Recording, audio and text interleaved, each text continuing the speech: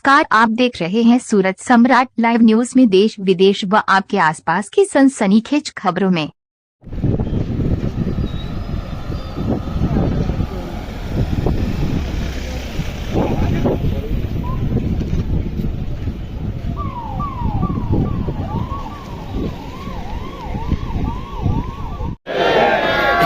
सूरत शहर तेना विकास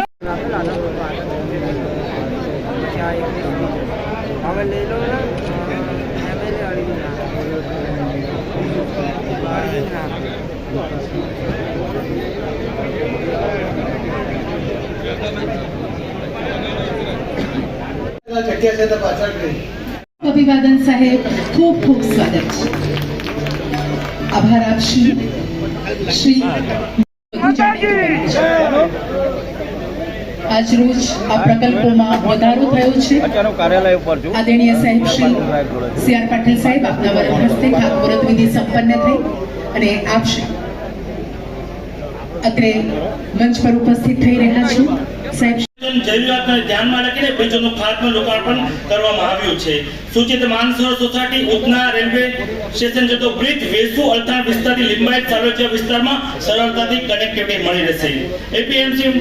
એપીએમસી માર્કેટની વાત કરું તો ત્યાં ટ્રાફિકની સમસ્યામાં આ બ્રિજ ઓક્સિજન પુરવાર થવાનો છે અને કતારગામથી આવતા કામરેજ બાજુ કનેક્ટિવિટી માટે વલ્ભાચાર્યનો બ્રિજ ઓક્સિજન પુરવાર થવાનો છે।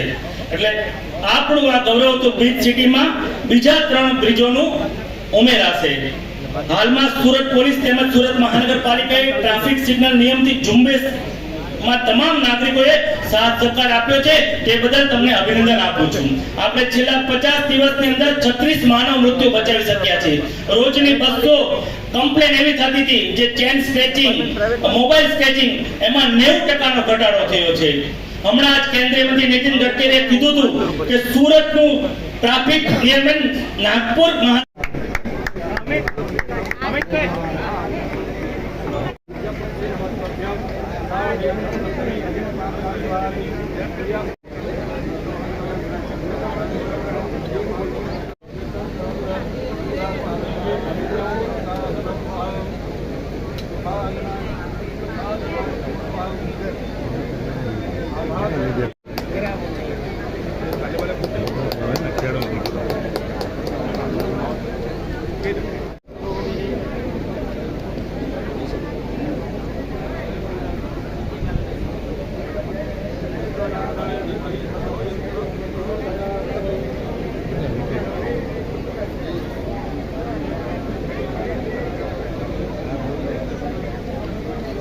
તમે થોડા સાઈડમાં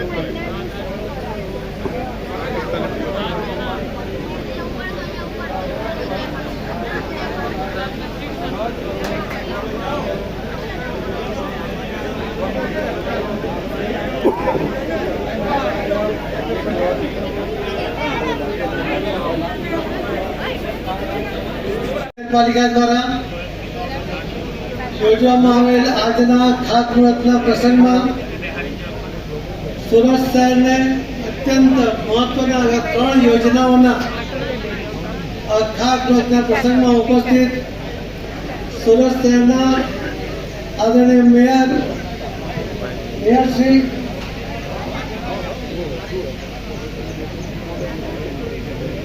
સ્ટેન્ડિંગ કમિટીના ચેરમેન શ્રી, લોકસભાના સુરત શહેરના સદસ્ય આદરણીય શ્રી મુકેશભાઈ દલાલ, રાજ્ય સરકારના આદરણીય મંત્રી શ્રી પ્રફુલભાઈ પાનસેરિયા, શ્રી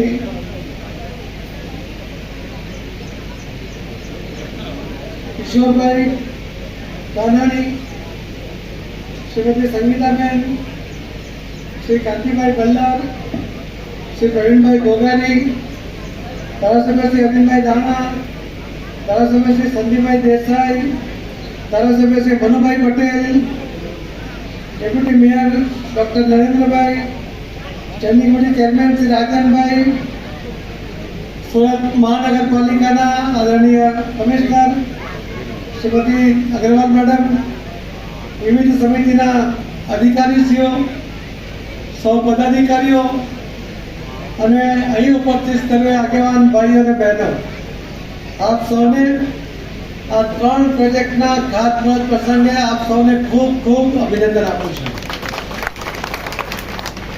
આ પ્રોજેક્ટોને કારણે લોકોને ઓક્સિજન મળશે એવી વાત ભાઈ દક્ષેશભાઈ નાવાણીએ કરી. એનો અર્થ એ છે કે આ જરૂરિયાત છે. આ તાતી જરૂરિયાતને પૂર્ણ કરવા માટે મહાનગરપાલિકા પદાધિકારી અને અધિકારીઓ મળીને આ 3 પ્રોજેક્ટને એક સાથે એનો ખાતમુહૂર્ત કરીને લોકોની જરૂરિયાતો પૂર્ણ થાય એના માટેના સફળ પ્રયત્ન કર્યા છે. આ એક એવી મહાનગરપાલિકા છે કે અન્ય મહાનગરપાલિકામાં 3 પ્રોજેક્ટ માટે 3 વખત કાર્યક્રમ કરવો પડે, 3 દિવસ બગડે, સમય બગડે.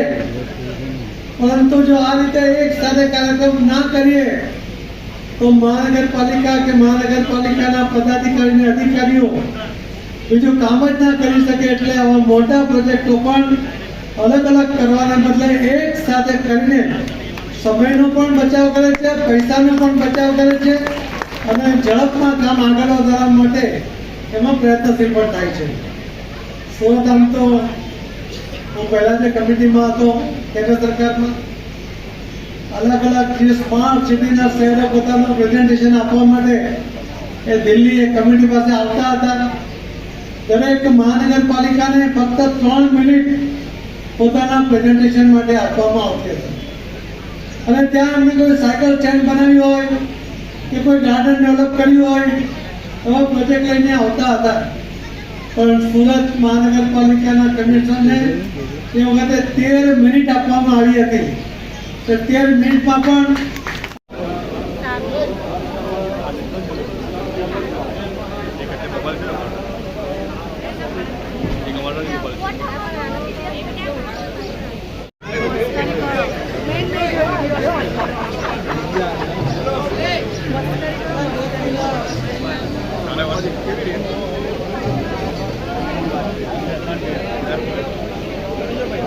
ગરિમાએ ઉપસ્થિતમાં તેમજ શિક્ષણ મંત્રી પ્રફુલભાઈ પાનસેરિયા, સાંસદ મુકેશભાઈ દલાલ, ધારાસભ્ય સંગીતાબેન, કાંતિભાઈ, પ્રવીણભાઈ, મનુભાઈ, અરવિંદભાઈ, સંદીપભાઈ, સુરત શહેરના પ્રમુખ નિરંજનભાઈ, મહામંત્રી કાળુભાઈ, કિશોરભાઈ, શિક્ષણ સમિતિના ચેરમેન, મારા સાથી પદાધિકારી, ડેપ્યુટી મેયર શ્રી, સ્ટેન્ડિંગ કમિટીના ચેરમેન શ્રી, વિવિધ સમિતિના ચેરમેન શ્રીઓ, તમામ ભાઈઓ તથા બહેનો,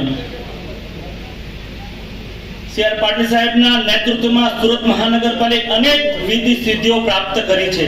પ્રકલ્પો સાકાર થયા છે અને હવે તો મોસાળે જમણ અને મા પીરસનારી હોય અને એમાંય કેન્દ્રીય મંત્રી જળ સંસાધન બન્યા હોય એ આપણા માટે ગર્વ લેવા જેવી વાત છે. હું તમામ સુરતીઓ વતી પાટીલ સાહેબ તમારો હૃદયપૂર્વક આવકારું છું.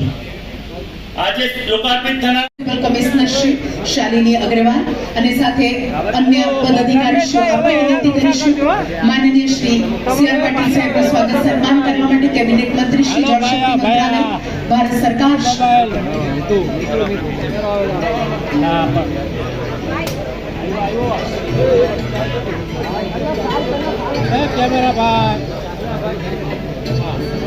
સાહેબ શ્રી